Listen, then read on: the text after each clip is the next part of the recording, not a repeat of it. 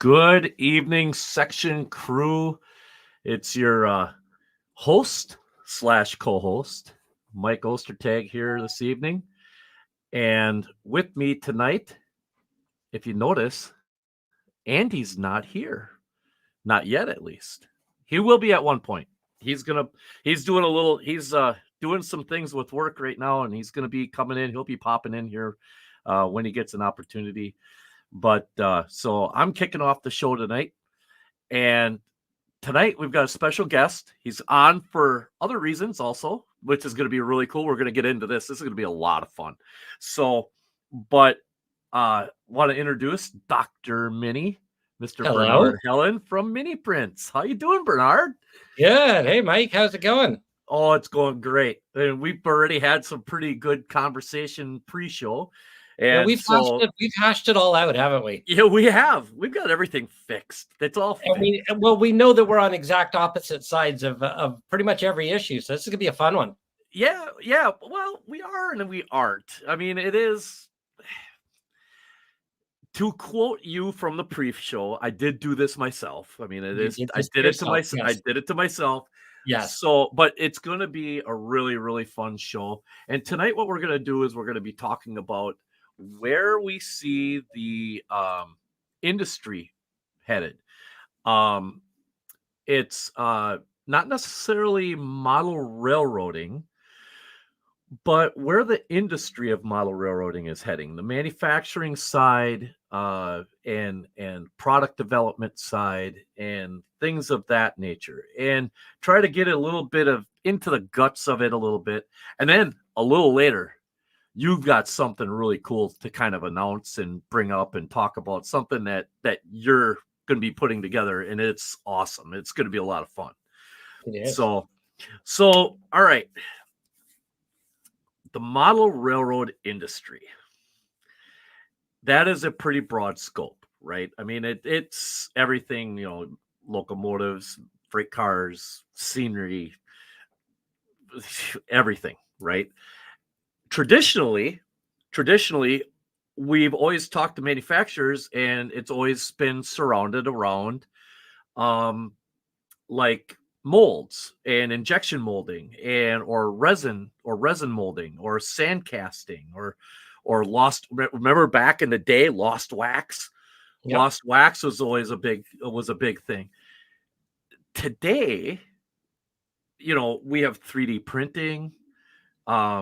We've got the use of 3D printing to create molds for other mediums, and there's a whole bunch of a plethora of other things that have, like, what would you say, maybe within the last 5-6 years have come out? Started 5 years ago, and back then, there was me and maybe 2 or 3 other guys doing 3D printing. Exploded since then. So yeah, it's all within the last 5 years, really. Yeah, and so this is where you and I are going to get into the fun stuff. So first of all, let me preface this by saying my safety gear, my PPE. Yeah, you better have your PPE on. Buckle up. No, let me preface this by saying Bernard and I and as well as Andy, we've gotten to be very good friends. There's no topic that we haven't. We've talked in person and online about several different topics in the past. So if it sounds like we're getting on each other's case, it's a friendly way of doing it. Okay, we're not doing there's for the ratings. Yeah, it's for the ratings. That's what it is. So the industry and the manufacturing. Me being an S scale, I see things a certain way. And the way I see things is I've been an S scale for going on, like probably close to 10 years now. And it's actually, there are certain things that have happened where there are certain things that are available. Obviously, mini prints, you do things in S scale. But the amount of things that are done in S right now compared to the other scales are so minute. It is, I mean, I'm always grateful that I can just, hey, I need this many eagles. I need this many of whatever. And I can Yeah. just, I can, get a hold of you and have whatever is made. But when it comes to freight cars and locomotives, it's been absolutely flatlined. Yeah, we've had scale trains come out but they're doing things with old molds.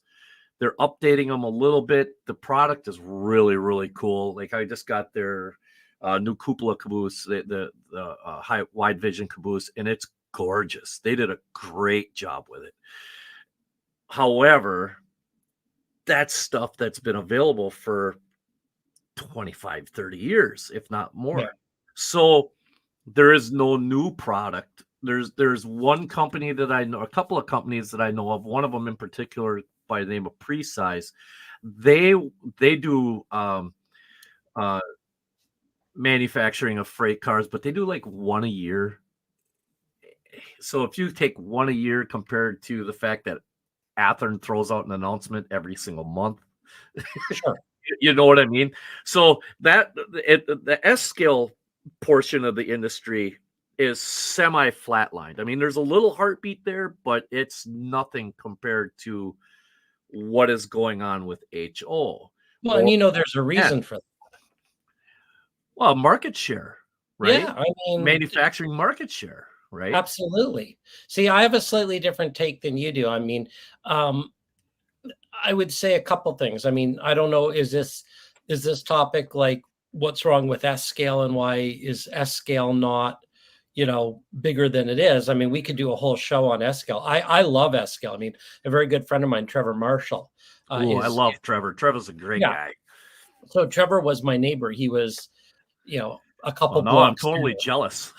Well, I mean, I love Port Rowan. I mean, that was one of Yeah. the all-time great models, and count Trevor as a friend, and he certainly got me involved in the joys of S scale, and I love printing things out in S scale. But looking at 7,000 customers over the last 5 years and tens of thousands of orders. I mean, S scale, small market, very right? small. Very I small. mean, smallest of all four. I mean, it's probably HO, NO, and then S as a distant fourth. So, but I I'd think, actually argue Z has actually gotten more popular than S has. yeah, and it's kind of funny because, as I say, you could get like 5 S scale guys on and have a whole conversation about Right. this data S scale. But if we pull out a little bit and we look at macro, what Yes. is the state of the industry? I would argue there's never been a better time to be an S scaler, and that you've got the whole world at your fingertips. Because for someone who represents such a small part of the industry, there shouldn't be anyone making anything. S scale has always been the craftsman scale, the make it yourself scale. I mean, look at all of the stuff that you can now get with 3D printing. Manufacturers like myself, 5 years ago, you couldn't get half the things that you can get now. Right. Right. And that's one of the things, is like even taking away from S scale, just putting S scale on a shelf for a little bit and just going at the industry as a whole. The way 3D printing is beginning to become so in vogue look at it, St. Louis. When we were at the St. Louis RPM, how many 3D printing manufacturers were there? Like 7 or 8? A lot. If not more than that. Oh yeah. I mean, you were there. Kevin Tully was there, and Kevin does amazing work, and he's Steel got mill modelers. the steel mill modelers. Gorgeous. And I mean, it's just beautiful work. And I think Sue Parts was also there. Mike Paulsgrove, he was there also. So it was, and then there was a whole host of other guys there too, that some smaller guys and stuff like that. But I mean, anyway, when it comes to things like you said, availability of certain products, even today, 3D printing is allowing the modeler to be able to do things that a manufacturer just isn't going to spend the money to go and do, right? Because Exact. some of the stuff is cost prohibitive for a manufacturer to do. I mean, and that's just kind of the nature of the beast. We all want to have that one specialized model. We all want to have the the EMD 1325 or whatever, that one switch engine that had two of them built, Yeah. and we want a manufacturer to make that ready to run. It was a shock that Scale Trains even did the SDL 39 with as small a market as that was, even though it was Milwaukee Road, Wisconsin Central, and some Sioux line. Even though I don't think they ever ran on the Sioux. Anyway, even with that market, it was a moderately successful locomotive for them, and it was something that was kind of a surprise when they came out with it, because it's not a really good, highly manufactured and highly known about locomotive. Well, and that's the thing, because it's funny. It's a hobby, yes. It's a Yeah, passion, yes. It's fun, absolutely. But it's also a business. And I know that, a lot of people, I made the jump from modeler to manufacturer. And I mean, I could probably do, a whole show on the therapy involved in that, because they're two very different worlds. But when you jump from being a model railroad hobbyist to a model railroad manufacturer, and I've got a commercial space and 2 employees and, a mortgage, and, you do have to think about it as a business, as well as, then balancing the fun and the passion and all the rest of it. So I get it. I mean, I get it as I'm a very small, no pun intended, model railroad manufacturer, and I don't know anything about making locomotives or retail. I'm a very small niche, so I can only speak to but my but little area. but you do fill a niche as a manufacturer that, I mean, if we go and look back, and I'm just going to go with you had let's see, you had Prizer for a while. Yep. I'm not even sure if some of these companies even exist anymore. I wonder about them. You It's like, know, Prizer was always a figure manufacturer, and yep, let's see, was Markland? Was Markland one? Did Markland do figures? I can't Woodland remember. does figures. Woodland Scenics does stuff.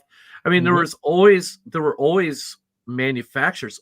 However, the thing is you would go and get the same figure. You could always buy that bag of, what was it, 100 or 150, 250, whatever it was, unpainted figures. And Yep. it was just all random stuff. And some of it, those were always nice, because in HO scale, you could, take your handy dandy little X-Acto knife and cut an arm off and reposition it and stuff like that.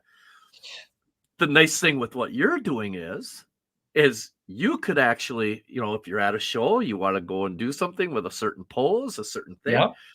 you can go and get yourself scanned. You can go and do whatever. You can set things up so that, oh, I'm going to make it look like I'm going to be in a locomotive. I'm doing this. And if you need one, you get one, It's a lot less painful than pulling out an X-Acto blade.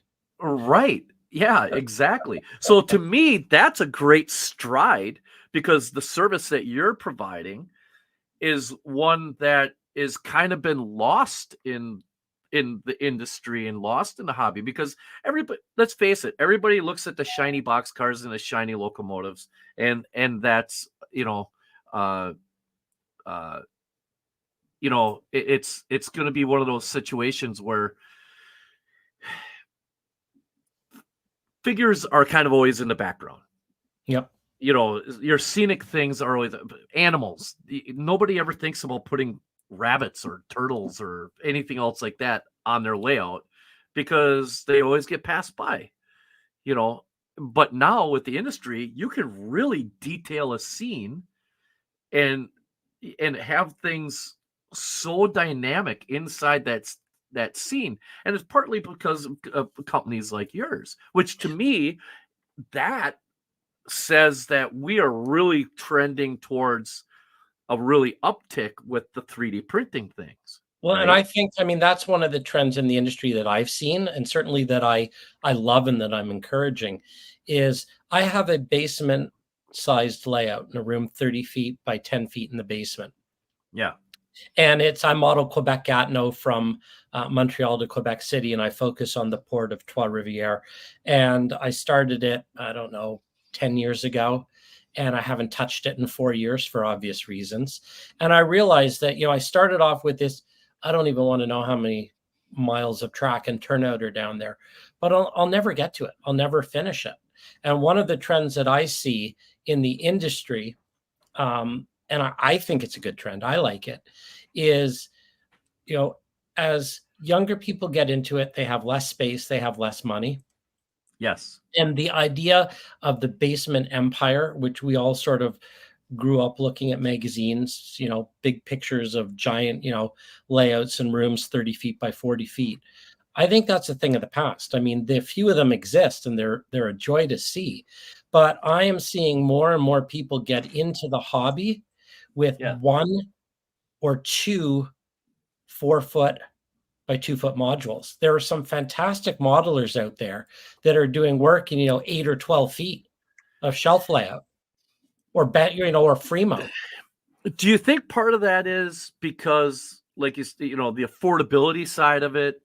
There are, like an HO scale. I'm gonna focus on HO scale right now because that, like we've said, that's what 80% of the hobby right now, or 80% of the sales are.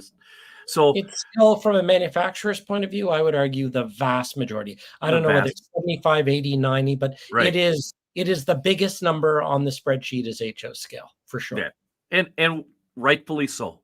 I mean, it's the grandpappy of the whole industry, and it deserves its everything that it has. I mean, it does, and it's awesome. HO skill, there's nothing wrong with it. But do you think that people are downsizing the size of their layout because, man, I back in the Athearn Blue Box days, that shows my age a little bit, which isn't that long ago, really, by comparison. You could get a locomotive for $20. If you wanted to super detail it, you're going to throw another, what, $30 into it. And then the lighting was something else. And so by the time, if you had $100 in a locomotive and it was super detailed and it did everything you wanted it to do and it looked really cool, awesome. Now we're talking 250, 275, 3, 4, 500 with sound out of the box, everything done already.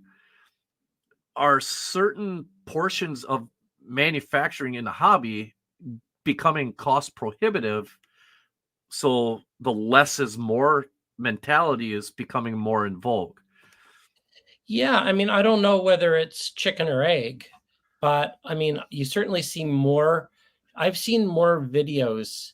Well, when I started, call it 10 years ago, building the basement empire, I think the only things that I had to look at were the magazines. So, you'd pick up Great Model Railroads and you'd see, someone's life's work, and it was this giant basement. But now with, we've all watched 10 years of YouTube, and there are a lot of fantastic people showing great modules and operations on a module. I mean, you can have a good hour of fun switching cars, on something that's, 12 feet long. Yeah. Oh, yeah. So Yeah. I think we've all learned that less is more. I think the other thing too is there's been a trend that I've seen towards brilliant, super detailed photography. I mean, look at like Tom Johnson, Oh my right? God. Yeah. And that's not a big layout. That's really not a big layout. So you look at guys and gals who have created these incredible works of art, and now we realize that less is more, but smaller is better.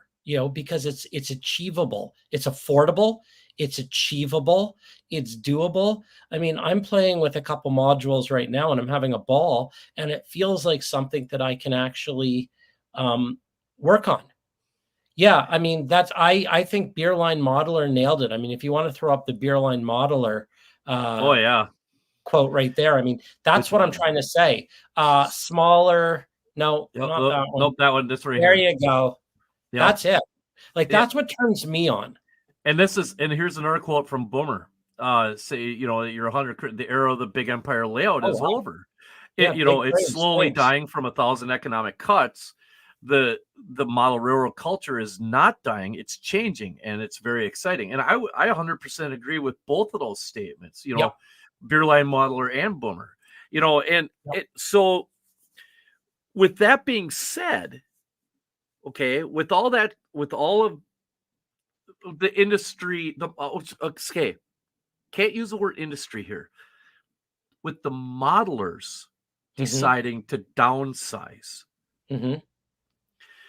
as a manufacturer, does that also kind of put more of a microscope on what you're going to go out and try to produce as compared to, well, I'm just going to throw everything out there? Now, granted, I understand. I mean, I've done my own little 3D printing and stuff like Sure. that, and things like, and so to a certain degree I understand, resin cost and all those things and how much it is for.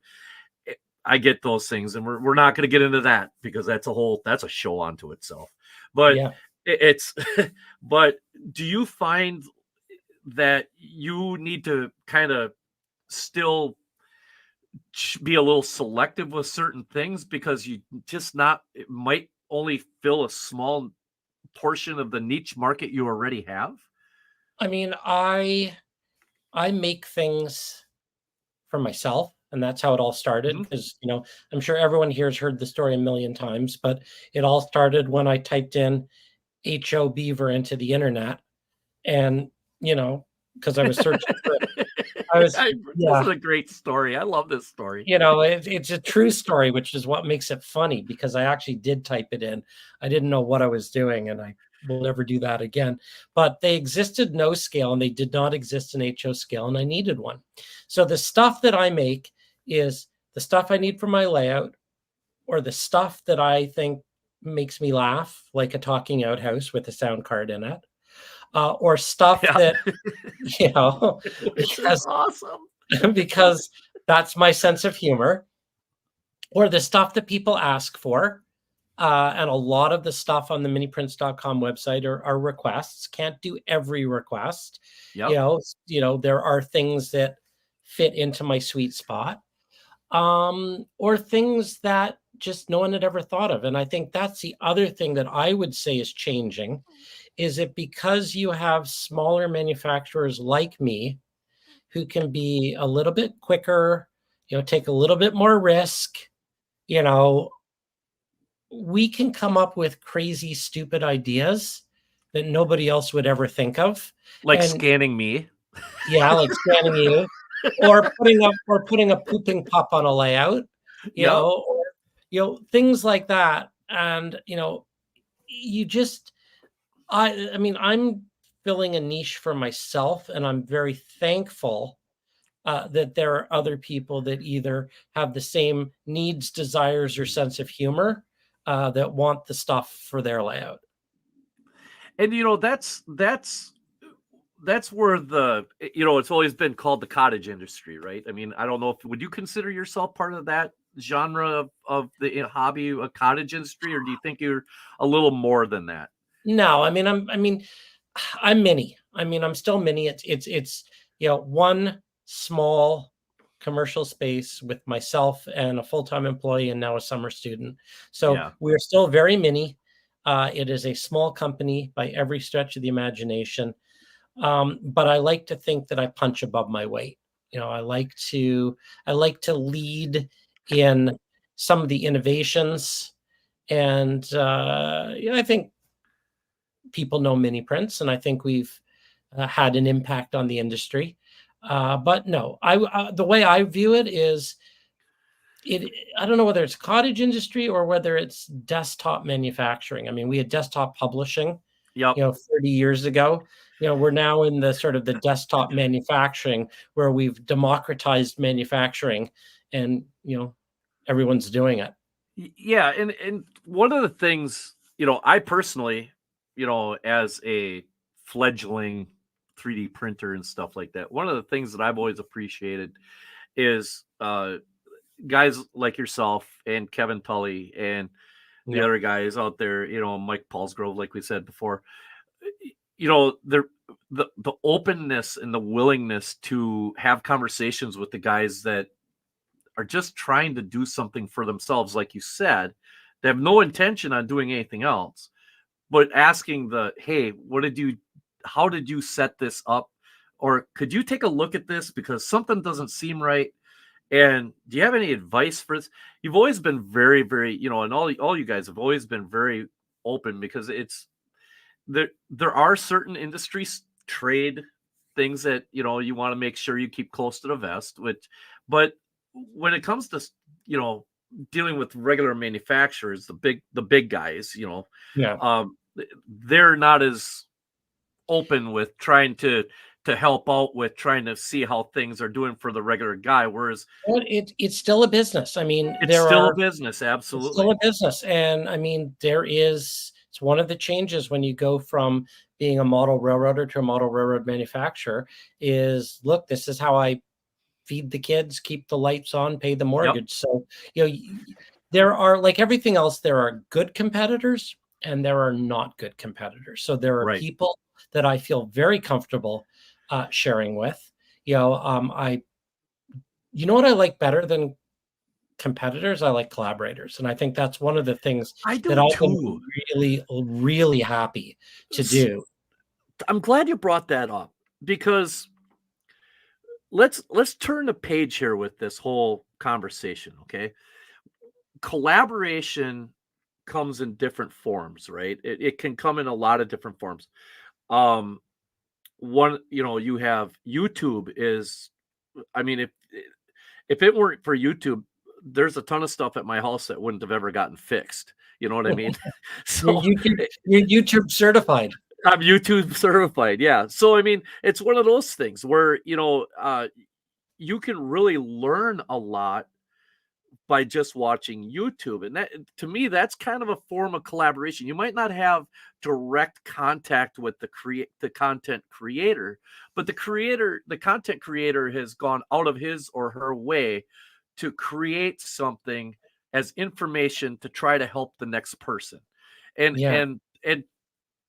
to me, and then on top of that, the vast majority of them always have contact information available. So if you have a question or leave a comment, and a lot of them, like I've said, my experiences is a majority of them have always gone and reacted or responded to any question that is put into like the comments and things like that.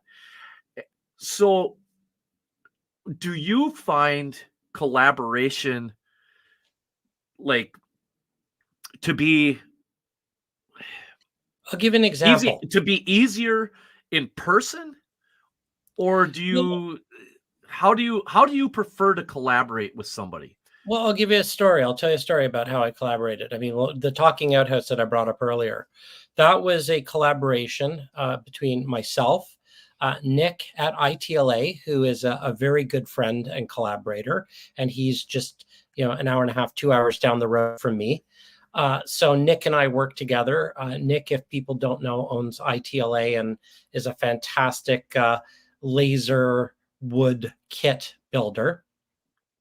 So Nick came up with the little ITLA Oh yeah, outhouse, the outhouse. right? So there's the Yep. outhouse. So that's one part of it. Mini prints, we came up with the 3D scan of the figure, which I don't have here, but pretend this is it. There's the 3D scan of the figure. I don't know who Yep. that is. Oh, that's Gully George, actually, holding a throttle. That's awesome. Just the first figure that I had sitting around here. Anyway, so I scanned the 3D outhouse figure, and then our good friends at Iowa Scaled Engineering Yep. came up with the sound card, and that's what I mean by a collaboration. I mean, I've just I go live on the first Wednesday of every month. Yes. So it's sort of my check-in. So I was on last night for an hour, and last night I announced 3 new collaborations. So as you may know, Shapeways is closed, and Yes. I picked up. Unfortunately, Yeah, they have it's. But before you keep good for going, me. would Really like good for good. me. Yeah, good for all guys like you, but Yeah. they were kind of the pioneer of the whole thing to a certain degree in the hobby. I mean, they were. The first 3D printed beaver was sent out to them Yep. before I realized that they were ridiculously expensive and took a ton of time to. Yep. Yeah. Yeah, So yeah, but unfortunate for everybody that part of that company of yeah, and I feel bad. I mean, certainly unfortunate for people who lost money, but Yep. what it allowed me to do is there are a number of artists out there who sold on Shapeways that I'm now collaborating with, and there are 3 that I announced last night, so people can go back and watch it. But one of the ones that I'm very excited about is a gentleman, Jason, from Focus Creative Studio, Oh, Jason Reese. yeah. And Focus Creative Studio does absolutely spectacular models.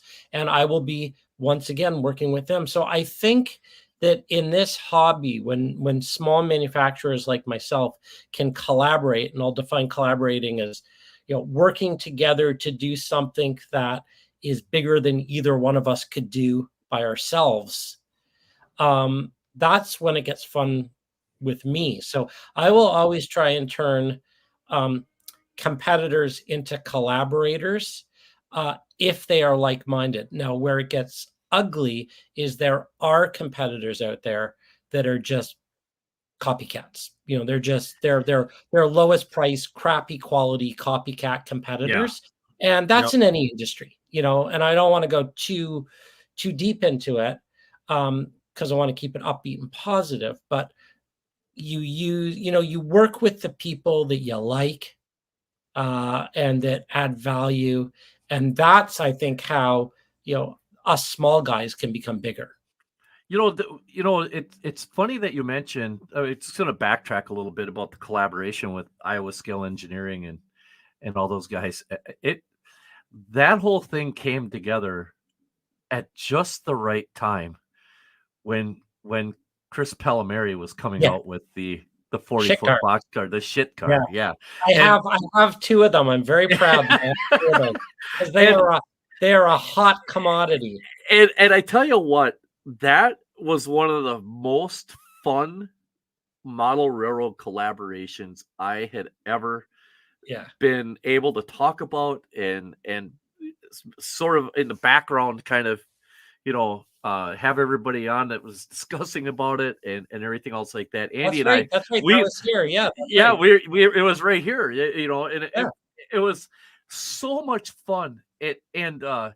I know Andy's actually getting pretty. I think he's kind of getting close to popping in. I'm not sure, Oh, but wow. yeah, he's getting close. Is the adult going to be in the room? Yeah, I know we're gonna have to behave here after a bit, but the thing is that to me is what model railroading actually is. I don't give a crap what scale you're in. That right there is you have 4 different manufacturers all Yeah, coming together to create a really fun product and a fun package that exactly. is exactly what I mean, it's a talking point on the layout. I mean, who'd have ever thought of that? It was And awesome. that ties right back to I think the theme of today is what's going on in the industry. Smaller's better. Smaller manufacturers, collaborators, having fun. I hear everybody talking about, it's so expensive. It's so expensive. Yeah, it's really expensive if you go out and buy 40, Right? $50 cars. Yeah, it's really expensive if you buy 8 $400 engines. But I know a lot of people that aren't.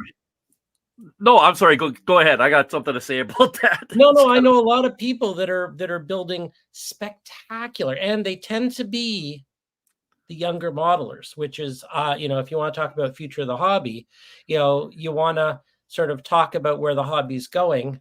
One or two, it's like, you've got the hero tree at the front of the layout, and then you got the puffballs at the back. Yep. You get the hero engine, you get a couple cars, build a nice switching layout, super detail it, photograph it. Yep. That to me is where the industry's going.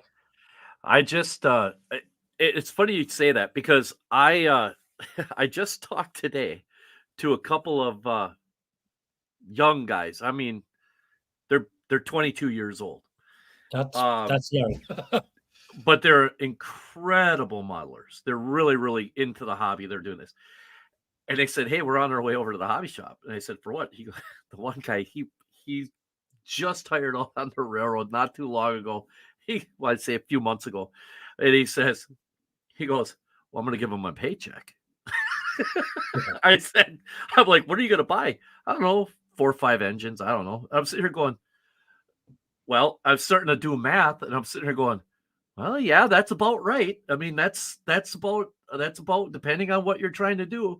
And they were out looking for those what is it, the repeat, I think they were the Rapido Barnes or something like that, the GEs or whatever they were. And I'm sitting here thinking, boy, you know what? That is, if you're young like that and you can afford it, okay, but if you're young like that and can afford it, should you? And I mean, that's a personal preference thing. It's we all all whatever. have our We all vice. have our own. Yeah, we all have our vices, right? Yeah. So, but and I mean, and this is coming from a dad, 54 years old. I look at things, I'd be like, yeah, you really think you should do that? But I mean, well, we remember when things were $20. I mean, I'm right. I'm 58, dad as well. And, I remember I started a petition in my high school. No, it wasn't even high school. I think it was my public school. I remember when candy bars were a quarter. They went up to 25 cents. I was so mad. I was so angry. It's funny you say, my conductor and I were just talking about this exact subject, about the fact that you used to be able to go and buy penny candies, and if you had to pay a nickel for something, kids these days, you know what? Everything's expensive. And I got news for you. Like when my kids go buy the DL for their whatever game, whatever. Yeah. I mean, everything's $100 nowadays. Everything. Right. Like $100 is the new $20, right? Yes, I would agree with that. Absolutely. So like every download game is like $100. And so I mean, the reality is, and I hate to break it to everybody, and Kent is saying it too, everything's expensive. Everything is expensive, and that's why it's like this whole sort of like it's expensive. Well, yeah, I mean, we still have to figure out the whole need versus want story, but everything is expensive, and it is a hobby, and from my perspective, it's like it just has to be fun. See, and that's the thing, the need versus want, right? So from an industry standard, okay, the manufacturers put out what they feel. They do market research, right? They're out there doing all sorts of different things. They have their hands into all sorts of different survey things, and their industry magazines and whatever. They get their data in and compile that, and it's a whole thing. I mean, it takes sometimes a couple of years to come up with the data just to say we're going to manufacture this, and then 2 more years before they have the ability to even make the announcement saying this is what we're going to do. So I mean, that whole time frame can be 4+ years, if not longer sometimes. With employees and electricity and business insurance. I mean, you want to talk about, so I run a real business. I mean, one of my pet peeves is, there are a lot of, like you say, cottage industries that, do it in the basement without, proper business insurance and all the rest of it. Try getting business insurance nowadays and seeing what the price tag on that is. Yeah. So, Yeah. I mean, things are priced the way they are for a reason. I mean, I would love to, I and every other manufacturer would love to price it lower because we want to sell more. And if you price something for $1, people will be happy and they will buy it. But the reason things are priced the way they are is because there's labor, there's rent, there's business insurance, there's electricity. You put everything in, and then at the end of the day, you hope that you add the quarter that I held up, so that you give yourself 25 cents at the end of the day to pay the mortgage, and it all balances out. I don't want to, I don't go down that whole sort of argument of, things are expensive. Things are what they are. It comes down to, people. I mean, there is still an industry. That's the good news. Right. People absolutely. Yeah.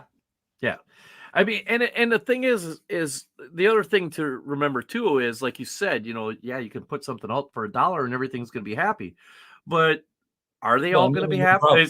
Is everybody actually going to be happy? Because, like you said, you mentioned all the things that go into it. Well, if you put it out for $1, just to throw it out there to have to make 1,000 of them, well, that's only $1,000. If your cost at the end of the day is $950, so that's $50. You have to make 100,000 of those to make that $1,000 back, right? Well, I will tell everybody out there who is thinking of starting their own model railroad manufacturing business that there are lots of easier ways to earn more money. You do not do it. You do not do it. This is absolutely not a path that, this is, look, if I can sort of pay the bills at the end of the day, I'm a happy guy. I'm a happy guy. But you do it because you love it, and because it's fun, and because it's creative. And at the end of the day, you hope that all of that fun and creativity and excitement attracts enough people to keep the ship afloat. And I mean, I recommend stock trading for anyone who wants to to make money. So do we at the end of the day have to take and separate the manufacturers in the industries into different categories? I mean, honestly, if we really take a look at, if we're trying to lump Athearn, Scale Trains, Atlas, Rapido, that those guys are in such a different world that they're not even part of what we're talking about. I mean, yes and no. They are and they aren't. Yeah, yes, you're correct. There are still some common things. I mean, if you put everybody that you mentioned in a room together, I think we'd still talk about trends in terms of percentages of what scale makes up what industry. I think we talk about trends in terms of smaller layouts, more customization. I mean, I think there's some things that are going to be universal to everybody. Right. I mean, there's no doubt that everybody's chasing after scarce dollars. Everybody will agree that you have to treat people well, you have to provide customer service, you have to be responsive, you have to be customer focused. There's a lot of stuff about running a business that we'd all agree about, for sure. Because we're all very interesting quote right here. Yeah, I've heard that. I've heard that also, and that kind of goes into the whole category separation thing, if you ask me, because I think like yourself, the products that you're creating, you have the ability, and you have the ability to put a lot on one print plate. There a lot can go on there depending on what it is you're making. Yeah. Whereas the manufacturers, they're putting a lot of money into tooling costs. So if they're going to put something out, they need to be able to recoup the cost of that tooling Yep. and then make a profit in order to create more tooling for the next thing. Whereas I would not be able to sleep at night. That is a lot of no, stress. no, but like for what I'm trying, my point is, it's like for you, you can get an idea in your head and say, "Ooh, you know what? I was in the backyard. I saw a bunny rabbit, and I saw that bunny rabbit sitting Oh, on you its saw hind him legs. too? Yeah, I Yeah, I did. saw. Yeah, I got 5 of them in the backyard right now. me, But he's me sitting too. up there looking around, and I'm like, Yeah. "Oh, I want to make a bunny rabbit that's sitting on its hind legs. That's kind of cool." The only problem is getting him to stay still long enough to get the scanner out. Well, that's a lot of carrots. Yeah. That's a lot of carrots. Oh, no, you're But right, and that's part of the reason too that I enjoy it is I kind of think of it as like kind of like I'm a baker, and every morning I go in and I sort of fire up the ovens and sort of bake fresh baked produce, because everything we yep, make at Mini Prints is pretty much made to order. There aren't huge necessary bins of inventory, so I'll get an order in here and I'll be like, okay, Mike wants, let's see, Mike wants S scale. Okay. He wants some pooping pups and some pigeons and some, he yep, wants one of his scans there. Okay. And he's just yep. picked up an Andy. Oh, I see you Oh ordered yeah. an Andy D. And I need a Ray or not. And a Ray. I'm Yeah, gonna need exactly. So yeah. So but and hey, there he is. hey, there is. And hey, speaking of Andy, hey, now that comes into question, and Andy, we're in the midst of a. Just buckle up, bud. This is good stuff. So I'll leave. no, so what I'll we be were right just back, though. yeah, Go okay. ahead. So Beerline Modeler makes a very good point about something that you just said, and Okay. that is, if you don't buy it when these other companies first release it, it's harder than hell to get your hands on one. I know, it's so frustrating. And not only that, but a lot of times the lead time on these announcements, like, and I'm just going to say a quote unquote manufacturer, this is completely whatever. They're going to put out an announcement in September for a product, September of 2024, that isn't going to be physically in anybody's hands until potentially October of 2025 or later, or even into 2026. But if you don't pre-order it, because a lot of these guys are doing things based off of pre-orders, and we've seen that recently with a couple of announcements. I want to say Rapido might have done that. I can't remember what it was, where they canceled a project because of lack of pre-orders. So they didn't Which I have totally enough get. I mean, so do I I. get it. Tooling. Like, it's like, who wants Yep. to spend like $200,000-$300,000 just Yep. to find out, oops, the orders aren't there? Right. And then that goes back to what we were just talking about a little while ago about the fact that, you need the orders in order to create the product, but then you need the product sales in order to create more product. And then you need to recoup that money from the previous product in order to make the next thing. And by the time you get into it, turns into a really tough cycle. And then all of a sudden you get a manufacturing hiccup in China, which we're not going to get into the debate about making things in America or making things in Europe or making things in China. Things are what they are. It's just, that's a topic for a different discussion. But you have issues over there that Yep. directly affect the transport or the manufacturing, or in some cases, and it has happened, and we've seen it, where you get a container, a company will get a container of their product in, and they go to quality control it, and everything is wrong. I don't know. They've got it physically in their hand, and now they have to go back through the process to correct it, and everybody's waiting for it. And now everybody's mad because the day they said they were supposed to be able to get it has come and gone, and now nobody. Well, how does this even happen? Blah blah blah.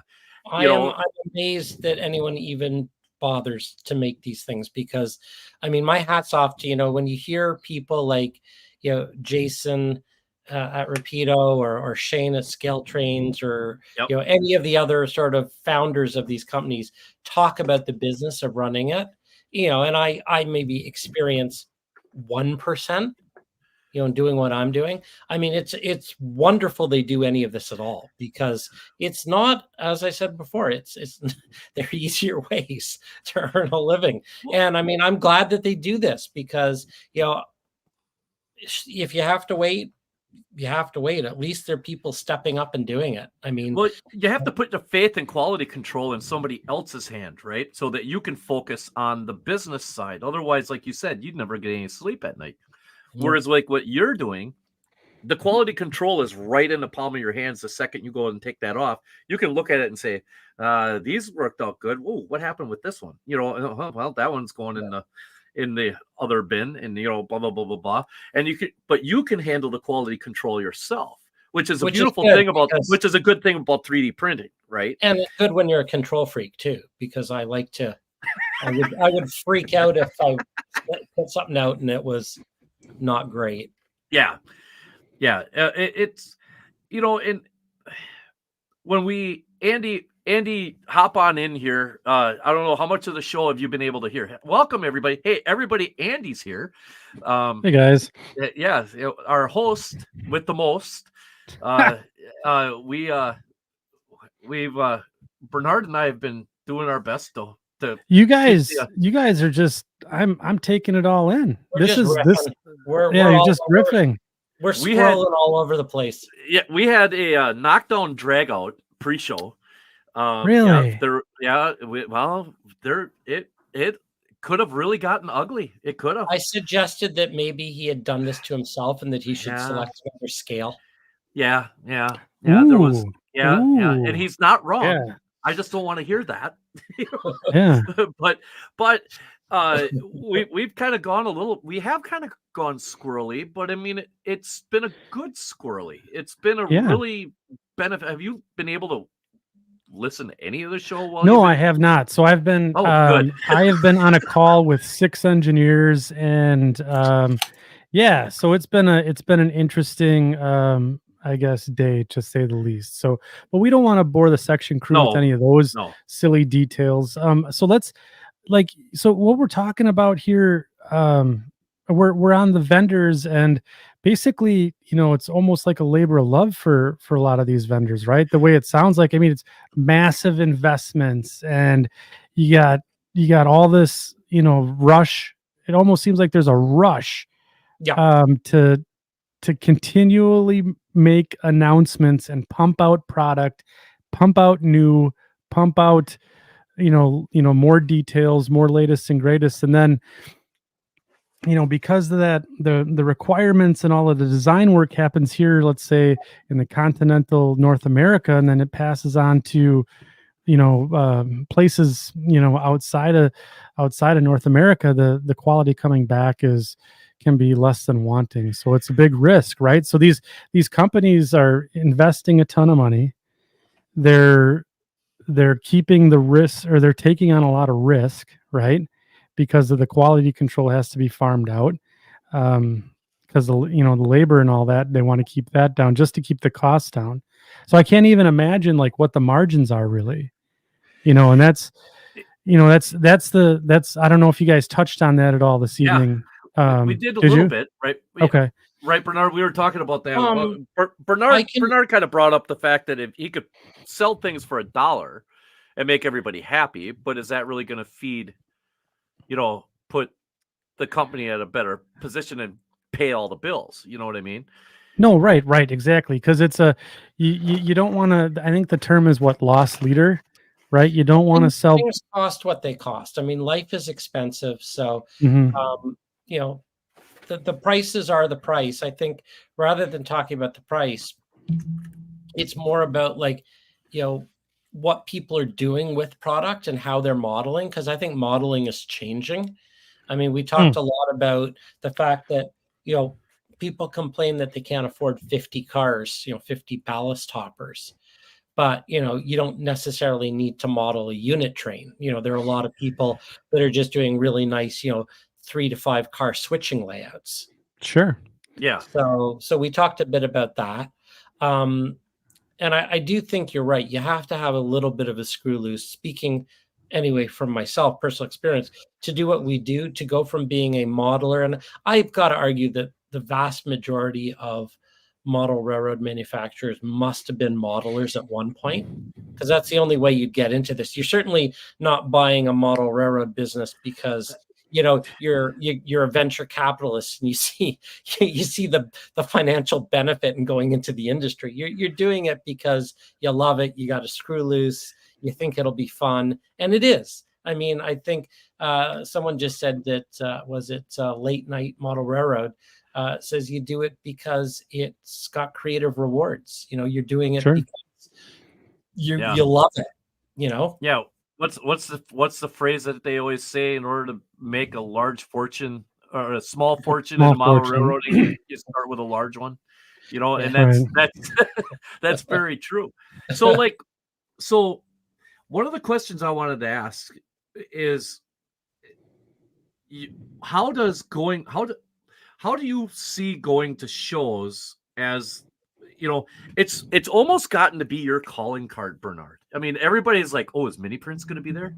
Mini Prints going to be there? Is Mini Prints going to be? Because that really is getting to be kind of the fun part about going to shows. So how does that, what do you take away from the shows as a manufacturer? Not just because you're scanning things, like what suggestions do you take away and say, "Ooh, that's actually not a bad idea"? Well, the creative reward for me, and this is sort of like, why do we do what we do? Because we all argue it's definitely not the money, and and it's definitely not. I haven't touched the layout in 4 or 5 years downstairs. So why do it? Well, it is that. It's that creative reward, and part of the creative reward for me, and this will segue a little bit into one of the things that we need to talk about. Yes. Is part of the creative reward for me is seeing what people do with the mini prints. So it's hearing people, and I love going to shows and scanning people and talking to people and hearing people and hanging out and doing some rail fanning, which we did, and maybe flying drones and waiting for trains to come by. And, because at the end of the day, the best part of this hobby is 100%. And it's a cliche, but it is the friendships. It's the people in the hobby. It's the friendships. We can all stand trackside and wait for the train to come by. But if the train doesn't come by, we're just stuck talking to each other, which is probably a good thing because we actually really enjoy talking to each other. Right. So it is fun to go to shows. It's fun to meet Mini Prints customers. It's fun to get ideas of what people want. And as I said earlier, most of what Mini Prints produces is because people have asked for it. But I think the best part is seeing what people do with their mini prints. That's the creative reward. So that's my biggest fear is that, I send my mini prints out in these little boxes, right? You've all seen these. I was actually filling this one with my paint water. I was using this. They are actually waterproof, as you can see here. Yeah. Because this was, I was using this as my paint thing. That's why there's water in here. I'm not 3D printing water, just FYI. This is not a new product, nor is it vodka or gin. As far as we know. Yes, as far as you know.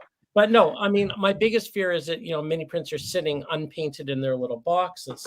So what I really love doing is going out to shows and, seeing what people have done with them, or when people send pictures or post pictures on the Mini Prints Modelers Facebook group, that's a creative payoff, because the creativity. I actually have a different thing. Hold on, you got to put up Ron trains and things. Yeah. Let's see where you go.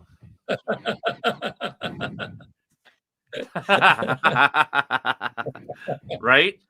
Yeah, there you go. Hey, I have a whole new niche for you, by the way, Bernard. Uh-oh. Yeah, I'm actually in the process of trying to figure out what I'm going to do with one of my S scale Mi's, Yes. right? Which turned out awesome because my wife wants to put it on her by her computer at work. And I'm sitting here going, why? So you could throw me across the room when you're having a bad day or what? She's like, no, it's a cool, she said, and she totally said, she goes, it's really cool. And I'm like, all right. So now I'm trying to figure out how I'm going to paint myself for her, you know? So I'll give you a little secret. For an extra $10, I will crush up some chicken bones in the resin. Okay. Mix it up and it'll infuse it with voodoo qualities. That's awesome. Yeah, we can voodoo you. That's awesome. Hey, before we get to your big announcement, I do have one other question about this, about our topic. Okay. Yes. Because we've gone all over the map. We've been around the world and back again with the whole thing. This will be and I want two different answers from you. Okay. I want the manufacturing answer. Okay. But then I want the modeler answer. Okay. Okay. All right. Where do you see the model railroad industry in 10 years? So which do you want first? The model railroad manufacturer or the give me the model railroad modeler answer.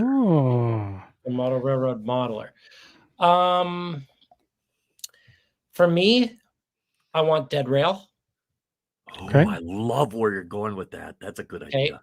I hate electrical wiring and electronics. I want dead rail. I really like the whole Blue Nami approach. I hate programming CVVs. I don't know why it has to be so technical. I want it video game easy. Oh. I want it dead rail. And so these are just things I want to make my life easier. I mean, I'm a scenic guy, right? So like the Wileys and like other people, I love trains. Trains are the best, but I'm not you. I'm not, I mean, I operate, so I am an operator, but I love the super detailed scenery art aspect of it. So the stuff that Boomer does, the stuff that Tom does, you know, the artistry of it, that's what turns me on. So I want things that make the model railroading part easier so that I can concentrate more on the art side of things. I love that. I love that answer. That's I'm right there with you. Love the dead rail idea. Oh yeah, I mean, bloody capacitors and dead track and short wheelbases and stalls, and you know, why do we have to put up with all that stuff? Now let's pay the bills. Okay. Well, all you need to do is go to miniprints.com. Everything is available on S scale.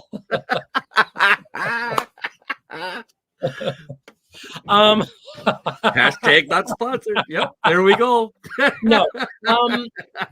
Look, I'm 58. I left the corporate world. I had a very high-paying job in sales for a number of companies. The latest was a Silicon Valley startup that raised $2 billion from the Saudis venture capital.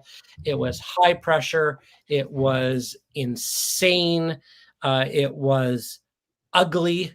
It was the Hollywood version of high pressure. It was lie, cheat, steal, and do whatever you can do to get the deal. And I burned out. I said, you know, I can't live my life like this. You know, the money was fantastic. I've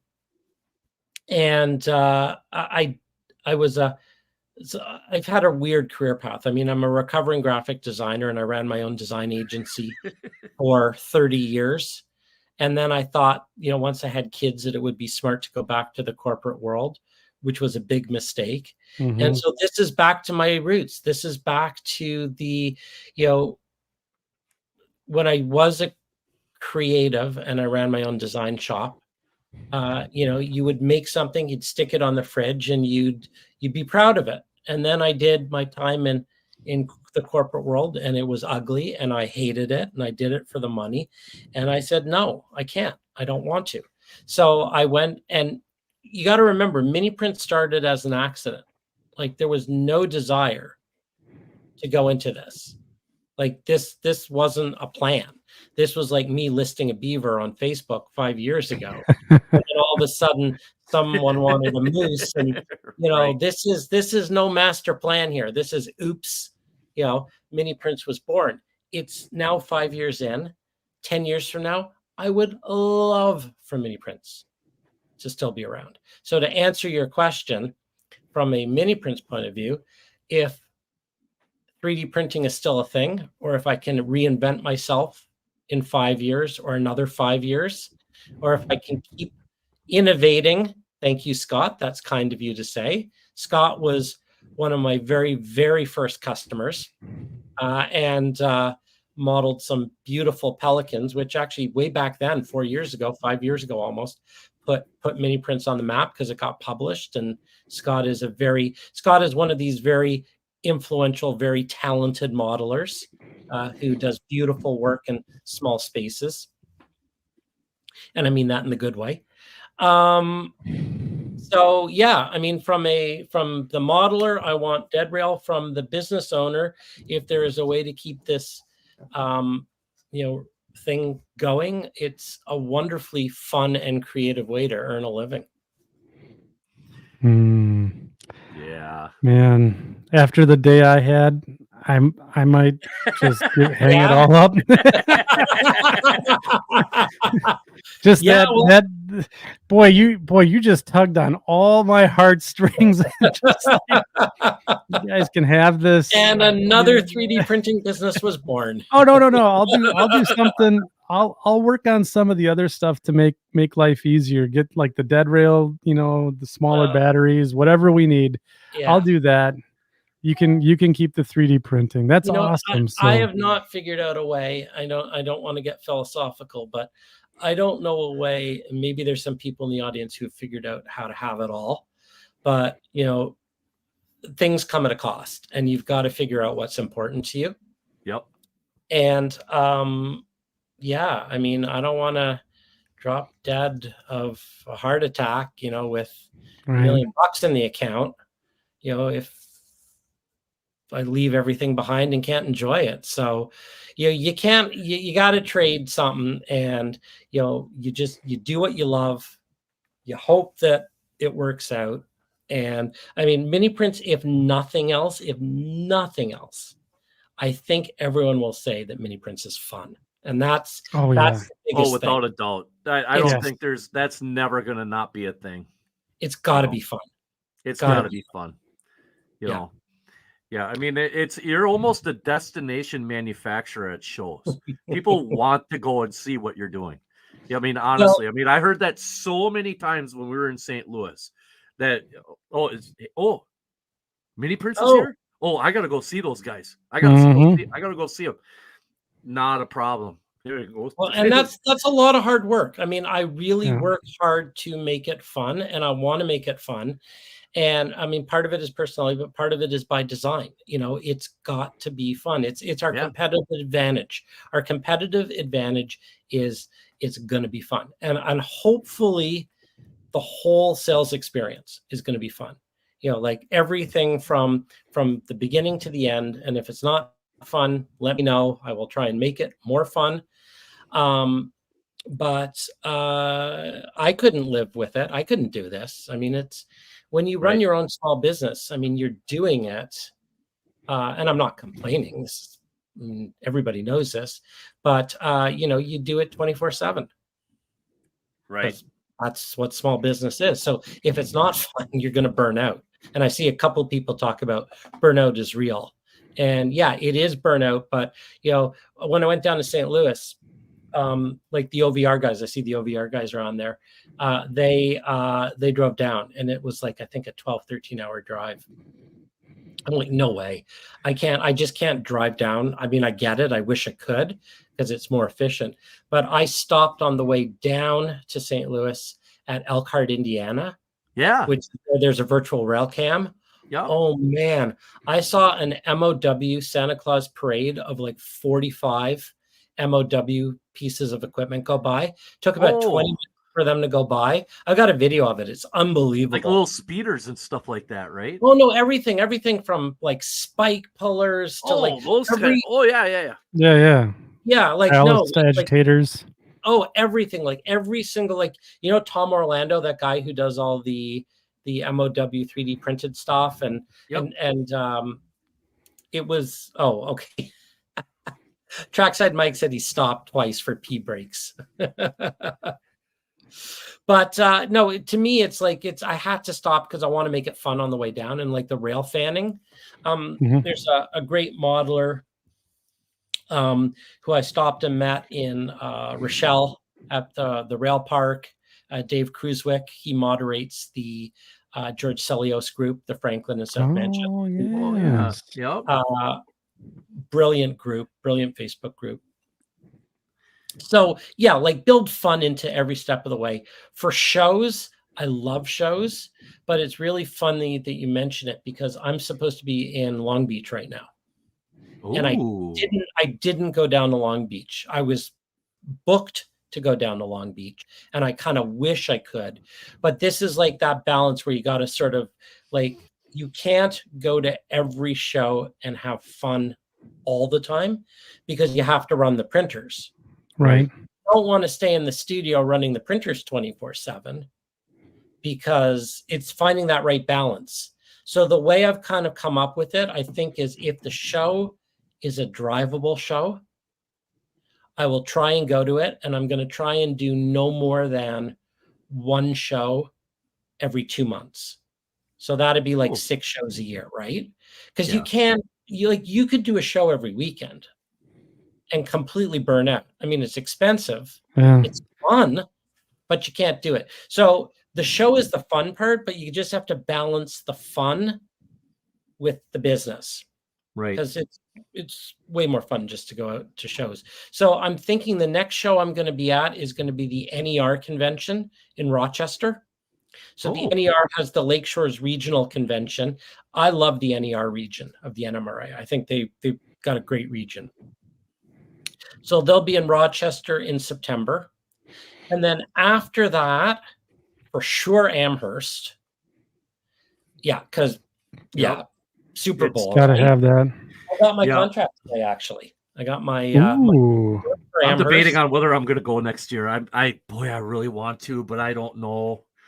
I got a couple of other shows I need to go to. I know, but it's Amherst. I know, but I've kind of made promises to some people that I'd come back next year. All right. Well, and that's the thing. There is. So I've been looking at shows through September, October, November. I kid you not, there's a show every weekend. And I think on the weekend of October 11th, 12th, 13th, something like that, there are 4 or 5 competing events. Oh, wow. So it's very hard to be at all the shows. So if you know of a show that I should be for sure at, let me know. Are you going to be at Train Fest? I don't know.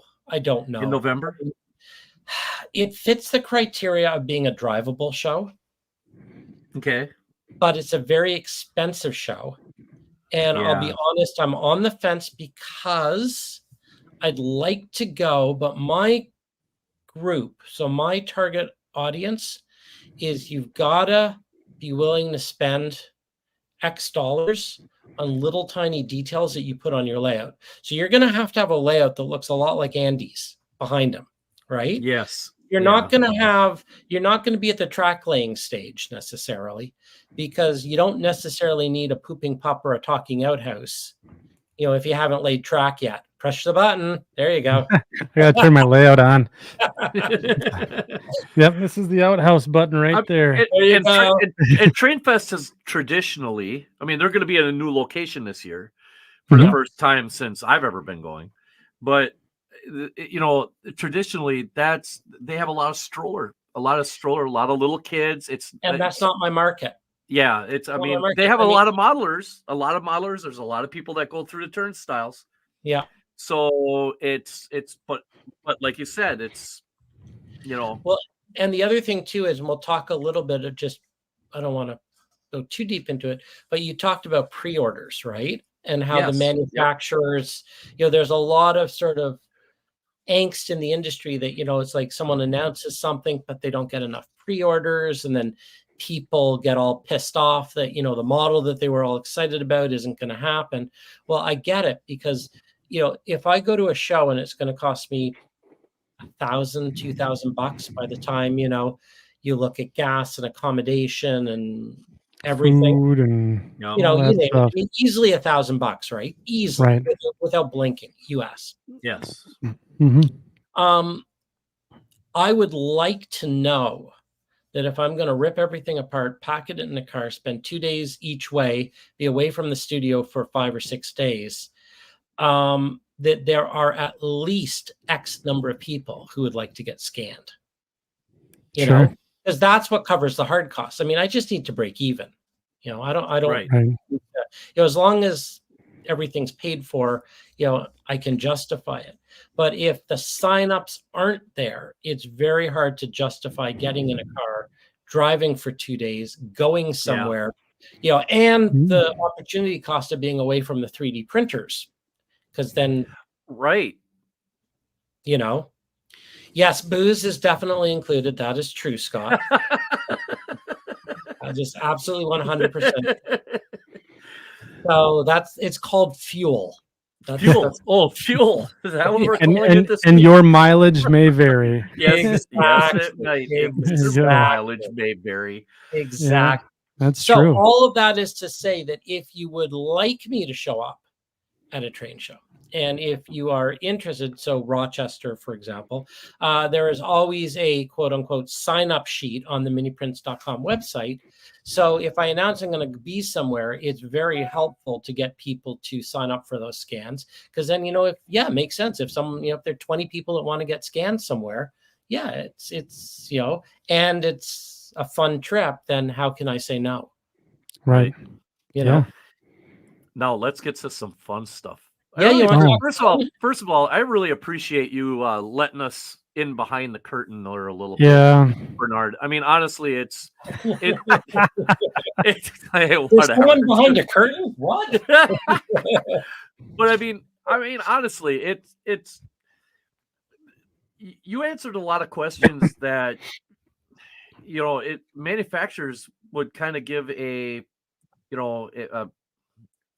rubber stamp type answer to, you know, it's a form letter answer. It's a, you know, and you're like, hey, here's the real deal. This is where we're at with this. And that is one of the beautiful things about, you know, guys like you and like the guys we mentioned earlier in the show and stuff, you know, Kevin Tully and Mike Paulsgrove, and there's a whole host of other guys. Perez, oh man, what the heck was his last name? His last name was Perez from Scale Signs. He was a trip, man. That was the first time I ever met. That was the first time I ever met him, and boy, I tell you what, he was like so fun to talk to. And then Andy was just pointing. I said, "Oh yeah, yep." These are the Scale Signs. Yeah, these are really really good. They're really well done. So, hey Andy. Hey Mike. Yeah. Hey Neil. Sorry, I'm not there, Neil. Do you like to eat peanut butter sandwiches? Boy, do I.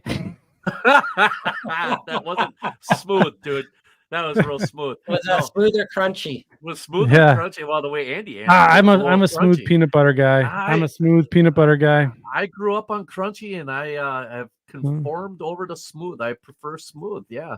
Yeah. So it's how long do you think it'll take for you to finish off a jar of peanut butter?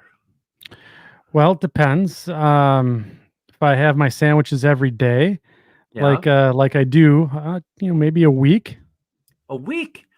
Really? Yeah, Well, yeah. that's funny you say that because Bernard has we've been talking about fun. Bernard, take it away. Everybody, section crew, pay attention. This is really going to be a blast. So I've done this. This will be the 5th time I've done it. So this is something that has been part of Mini Prints for the last 2 years. It started in 22, I think, end of 22, did it through 23. And then I paused it and I put a little post up on the Mini Prints Modelers group, and a whole bunch of people said they were ready for the return of the peanut butter lid mini build challenge. So here's the concept. You grab yourself a peanut butter lid. It can be a mayonnaise jar lid. It doesn't matter. The only rule is it has to be a 3.5-inch lid. And it looks like you got one right there. That's Color not 3.5 inches. Hold it up. Let's see. No, it's only probably 2. Okay, that's fine. You can't choose like the 6-inch lid. Oh, so there are very few rules to this thing. But the idea is to give you a defined set of space, and then you need to build something. And it doesn't matter what you build. So it's back. So you take your peanut butter lid and you build a diorama in it. And it can be N scale, it can be HO scale, it can be O scale. Yes, Mike, it can even be an S scale. We have had entries in all 4 scales. You can use as many mini prints as you would like. And if you don't have any mini prints, you don't need to use mini prints. If you would like to use mini prints, that's wonderful. I would love it because I enjoy seeing what people do with them. But the idea is that so many people don't model. They talk about modeling. They say they don't have the space. They say they don't have the time. They say they don't have the money. This is 3.5 inches. There's a deadline, which is the end of the month. So Friday, August 30th. So you've got 3 weeks, plus or minus. You've got 3 weeks. You've got a limited amount of space, and you've got unlimited creativity. And it can be any theme. We've had them all. There will be a $50 US Mini Prints gift card, like electronic credit, for randomly chosen. So everybody who enters has an even chance of winning $50. And for the first time ever, there will be a best in show. And I will probably pick the top 3, and then we'll just throw it open for Facebook voting, thumbs ups on Facebook. And that's it. There are really no rules. There are no constraints or no rules other than that. You need to submit a maximum of 3 photos, and please take good photos because I hate blurry out of focus photos. 3 of your best photos and no more than 3 to me at bernard@miniprints.com by the end of the month. And the good news is, I said before that I go live on the first Wednesday of every month. So the next time I go live will be Wednesday, September 4th, and we will show all the entries. Well, that'll be fun. Do you want a taste of what people have done in the past? Yeah, I think we need some teasers here. All right. So I prepared a couple slides. The good news is, if you go to youtube.com/miniprints, so the Mini Prints channel, there are 4 videos of previous mini print challenges. So you'll see all of them. They're probably about, I'd say, 60 entries maybe online. And here are some of the photos. So you've seen people have built bridges over rivers. People have built like very tall, like 6-8-inch things. We've had trains coming out of peanut butter lids. There have been like all sorts of different like desert scenes and jungle scenes. And it really is quite amazing what you can fit into a peanut butter. You want to see one of the craziest entries ever? Yes. Is that a zombie apocalypse one with a bunker underneath? That is correct. Yes, that is the we have So it doesn't need to have trains in it either. It's just No, whatever. No, just model. build a That's awesome. diorama. Take Yes. your peanut butter lid and That's have fun. awesome. And have Have fun. Model. Everybody should Yes. model something. And you know what? A lot of people have told me, they said, oh, you know, like I have the Mini Prince of the Month Club, which is a whole nother thing that we can talk about another time. And people have said, oh, you know, I got this in the Mini Prince of the Month Club and I wasn't sure what to do with it. I wasn't going to use it on my layout, but it was perfect for a little diorama. So they used it in their peanut butter lid challenge. So, you know, you might have little details that, you know, just never made it on the layout and you're looking for something to do. Perfect. Yeah. Peanut butter lid challenge. There you go. As Daniel Banks said, your imagination unleashed in 3.5 inches. Perfect. Exactly. You nailed it, Daniel. That's exactly it. So you can watch those videos on the Mini Prince YouTube channel if you want to get some ideas and inspiration. And I pulled one here, and this was, you can do an evil Dr. Mini. You can do whatever you want. I love this one because, and remember, there are very few rules. I said the diorama has to fit within a peanut butter lid. This entry, a bridge between 2 peanut butter lids. Wow. Isn't that spectacular? And I think the originator of that is on tonight. If I don't want to, I think I know. Wow. Yeah, I think someone on tonight, this might be their entry.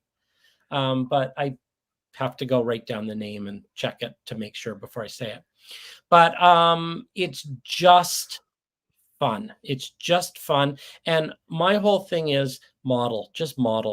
There you go. Hey there. I thought so. That's mine. That is. And so, Paul, I was going to say your name, but I just glad that you confirmed. This, I think, was one of the most creative of all. And there's so many. I mean, I'm not picking favorites, believe me. But this was one that really got my attention. Because, you know, when you say you have to model something in a peanut butter lid, like what genius to say, okay, well, 2 lids and a bridge. You know, it's great. Well, we always talk about in the hobby, we always talk about in model railroading, and we've talked about it quite a bit. And I know Ray has talked about it quite a bit, and the guys over at the Crossing Gate have also, about telling a story, right? Yep. And so, I mean, that's kind of what, like when I mentioned the zombie apocalypse thing, that was, there's a story there. This one right here that Paul Scott August has done, this tells a story, you know, and that's, you know, that to me is really, you know, where your creative juices can come from, because it might be something that you've had in your head for a long time, have never known how to do it, and now you got an opportunity to do that and have a lot of fun doing it. And a lot of people have said that they have tried out a few techniques, you know, because there's a lot of risk putting it on the layout, right? Yeah. Like I get nervous, you know, like to commit to something real on the layout is scary, right? You know, like, I mean, talk to anyone who poured water for the first time.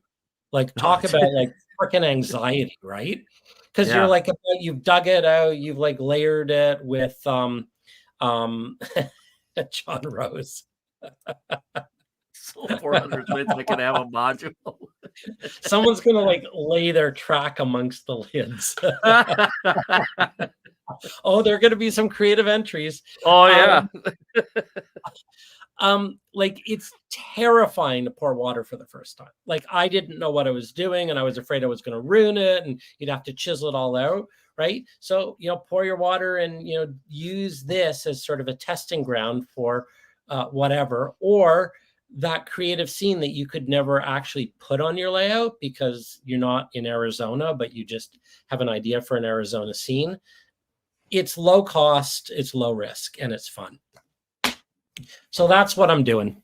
I'm having a peanut butter lid challenge. I absolutely love it. I absolutely love it.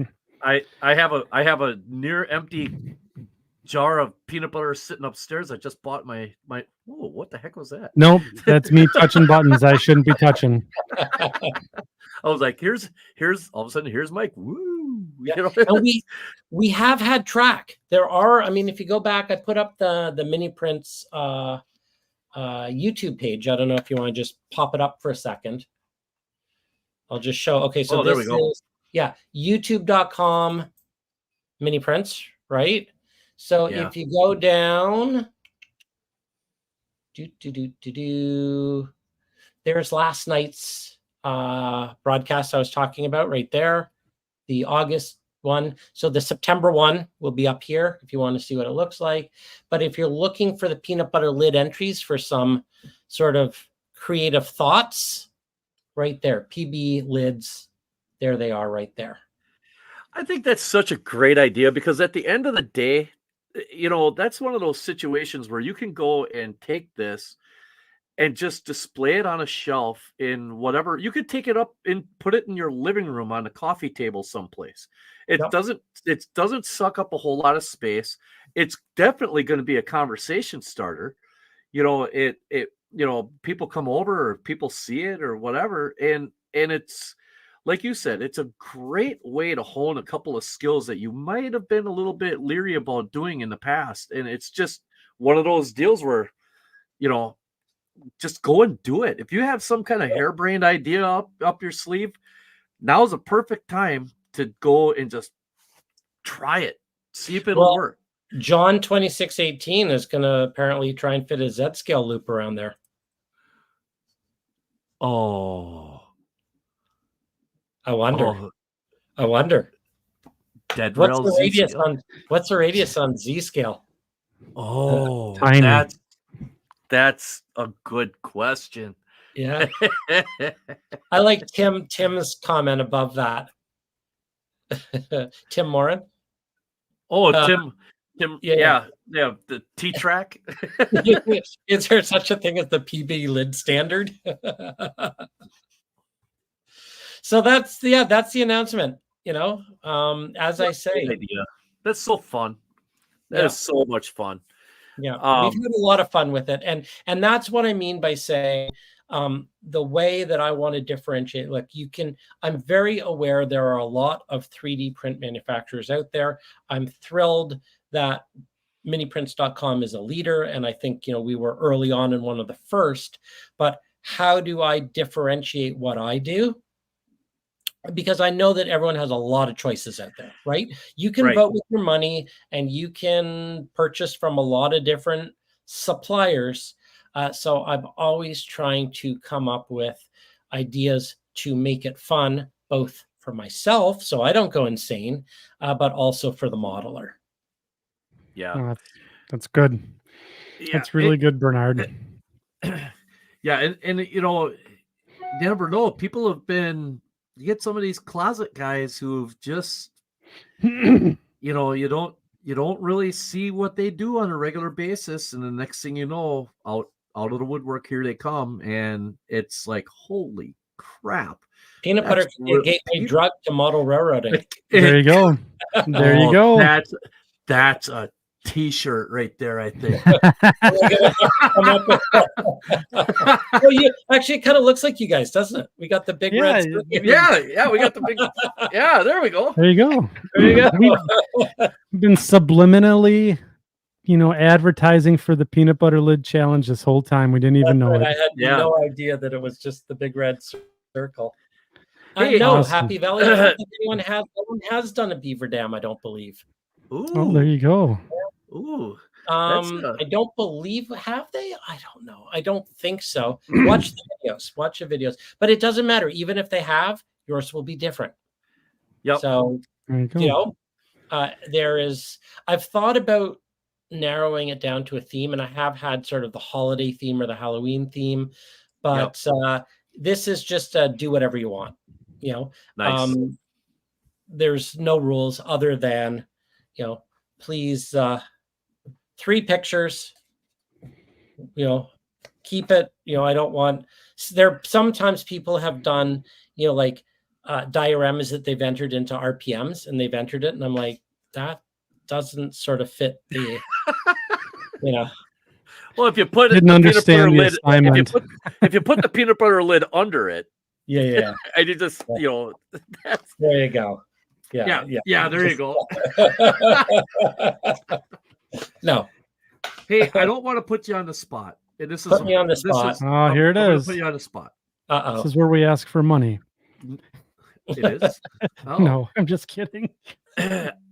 Is there anything cool and new that Mini Prints has got coming up that I mean something that you might want to like share with the class, or is it? Yeah, well, I mean, I'll show you. I mean, can I show you something I showed last night? Sure. I mean, because it's kind of like. Yeah, absolutely. Okay, hang on. Let me see. Okay, yeah, you guys will get this. So forgive me if anyone saw this last night, but I will show you what I'm excited about, because remember, and I'll just segue back to, we were talking about collaborations. Yes. Oh, yes. yes. Yeah. Yep. Right. Okay. So this is what gets me excited, because I mentioned this before, but I want to show it. So this is Focus Creative Studio. Yes. Focus is doing some work with ITLA. I'm the question mark here, so we're announcing it. Focus Creative Studio does beautiful 3D prints. He's concentrating on digital delivery. I will be a specific 3D design print partner. And he is an architect, Jason Reese, and he makes beautiful things. And I have not had a lot of line side details. I've always wanted these beautiful switch machines. Yep. Yeah. And he also has a line of spectacular forklifts, including paper forklifts, and his stuff is gorgeous. I mean, if a lot of people in the industry know FCS and his modeling, so I'm really thrilled to be a partner with him, and we're developing a whole bunch of new things that will be unique, that no one's seen before, that no one has before, that are not on his website, that are not on my website. So that is a new partnership that I announced last night. That's super cool. A lot of people know this guy, the Model Mechanic. What? On Facebook. What? I don't know if you're familiar with the Model Mechanic. I am not. Oh, no. Spectacular 3D designs that were available through Shapeways, and the Model Mechanic will now be represented and sold through Mini Prints.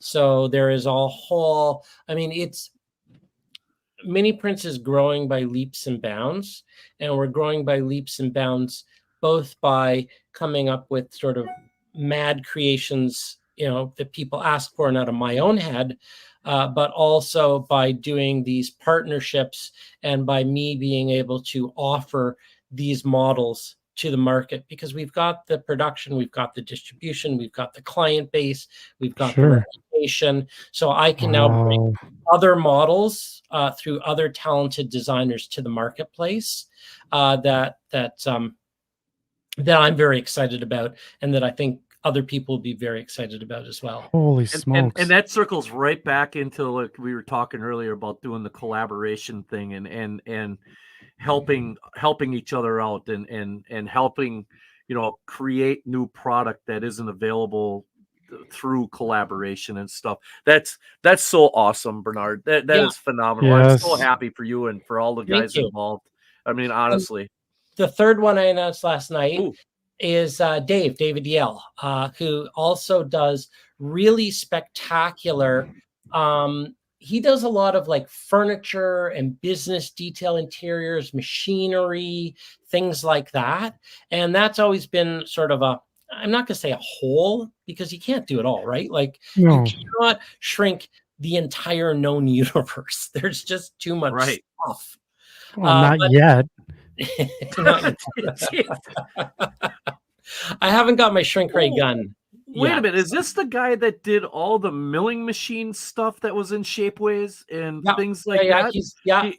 He had the industrial lathes and all those kind of stuff. Yeah, you can see them right here. Yeah. He's got some really nice stuff. Yeah, so he is also, so all three of these are sort of exclusive repped through mini prints. So I'm working with all 3 artists and creators to pick through their inventory and see what I think would be appropriate, what will be easily printable, what overlap, because sometimes I already have some of these things. They might have better models, they might have variations, and I'm trying to sort of fill in with their products where where I think it fits into the mini print universe. So over the next month, and I last night on the live was sort of the soft launch. Between now and September, I hope to start listing a lot of these collections on miniprints.com. That's awesome. I'm all in. And developing new models with them too. And the reason you see those frogs there is frogs were the one animal that I had never done because I thought they were just too small. And Dave had some amazing frogs that I've actually managed to print out. And I think in HO scale, I got them down to like 2 or 3 inches, which were, it's like fractions of a millimeter in like you can't even, like you can see them if you like put macro on your camera. But it's just, I couldn't believe these things actually printed. That's so awesome. Oh, it's so much fun. I can't wait till someone actually buys, paints, and puts a frog on their layout and then photographs it and puts it on the internet. Andy, you've got a marship right behind you on your by your right shoulder, don't you? So I could have another button over here with bullfrog noises. Yes.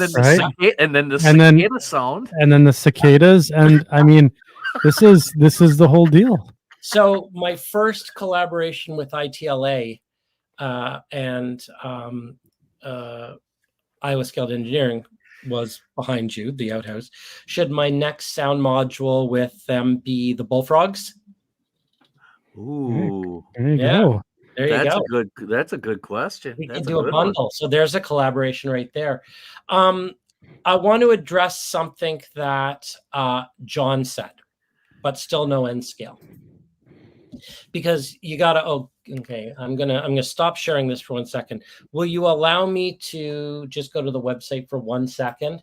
Because yes, I made a horrible mistake and I've got to correct it. Okay. Most mini prints are available in N scale. And I understand why people don't think that's the case. And I don't want to make this a paid political message for mini prints. So I will do this, and then I will do this, and then we will stop talking about boring stuff. You've certainly earned it, Bernard. You are far from boring. Yeah, exactly. Okay.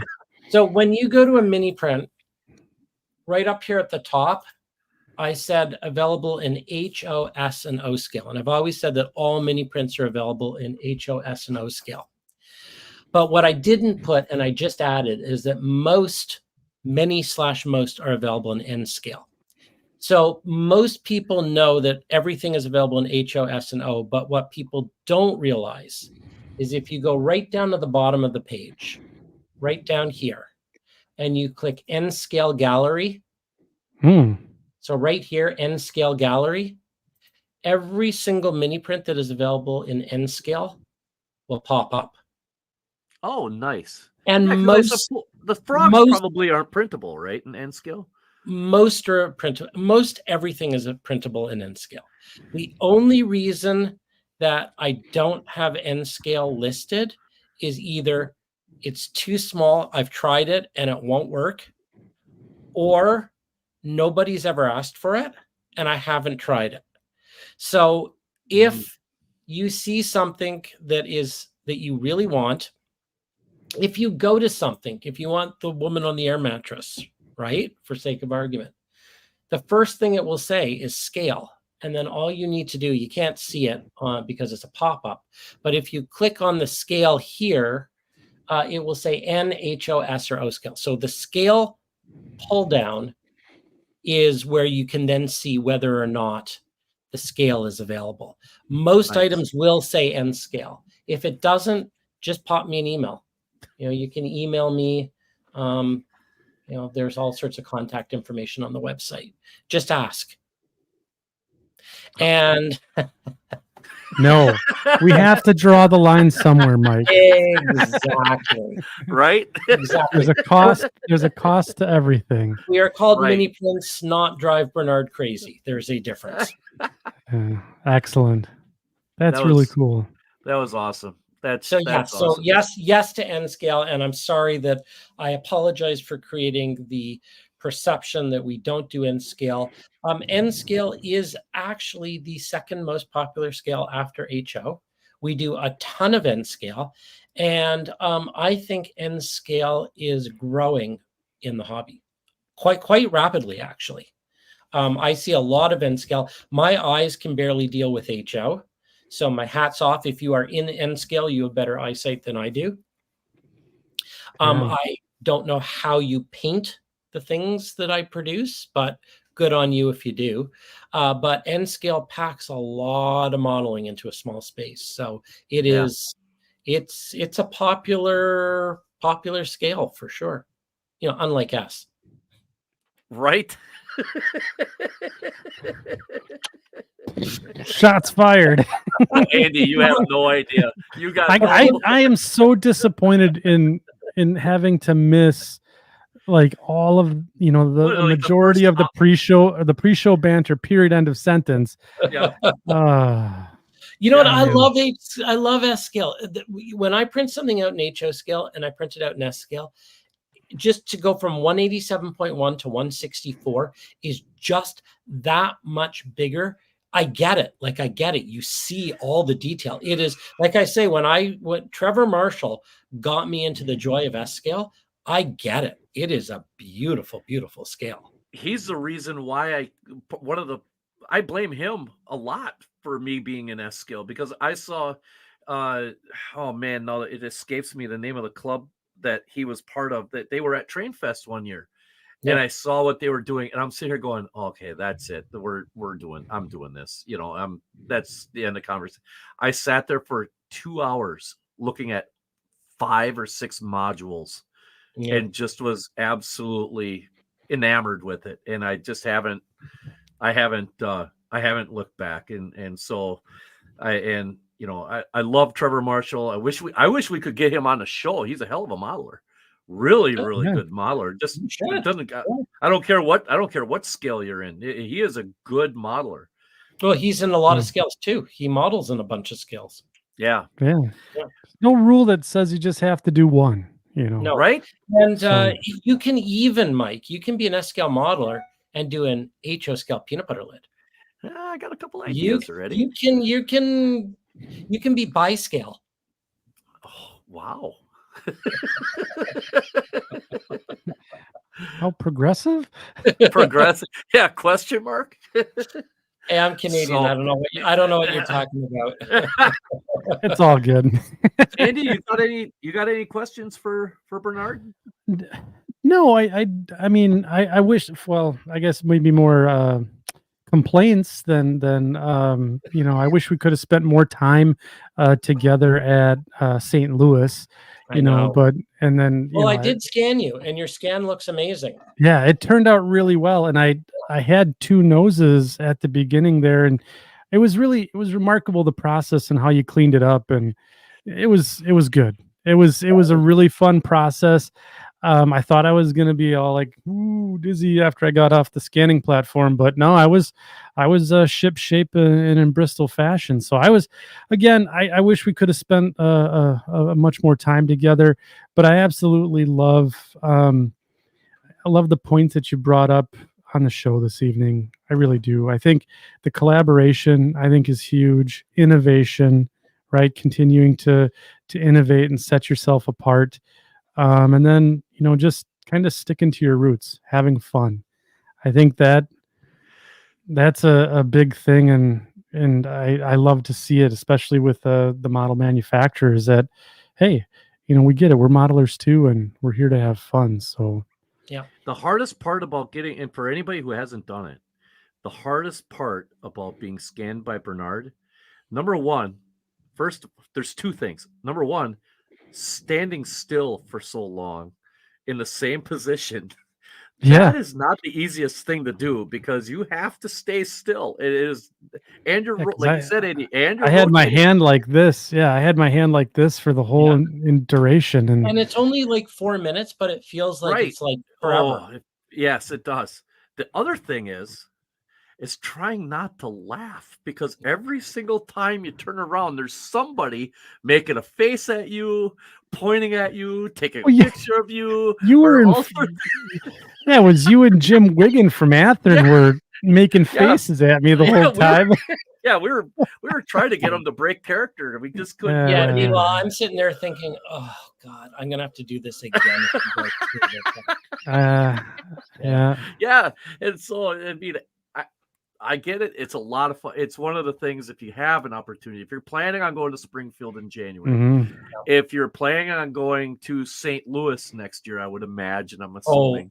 I love You know, that show. That was so much fun. you know, if you're planning on doing those, if you're at one of the other shows that Mini Prince in Bernard is going to be at, and you want to get yourself scanned, it's an experience. It's so much fun, and the work that you do is top notch. I think my mini print is better than the 1-to-1 version. I think it looks better. Personal opinion, but it's probably right.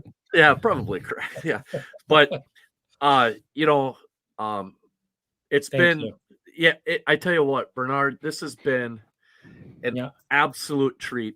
I really do appreciate the behind the scenes stuff and the back and forth, because we didn't agree on a lot of stuff. We to start out, we were not in agreement on how things were going at first, and that's okay, because in the hobby we don't all have to be robots, right? We don't all have to say, and that's the best part about the hobby, is that we all are individuals and we all have our own opinions. Some of them are right, like me, and then there's the rest of you. But I mean,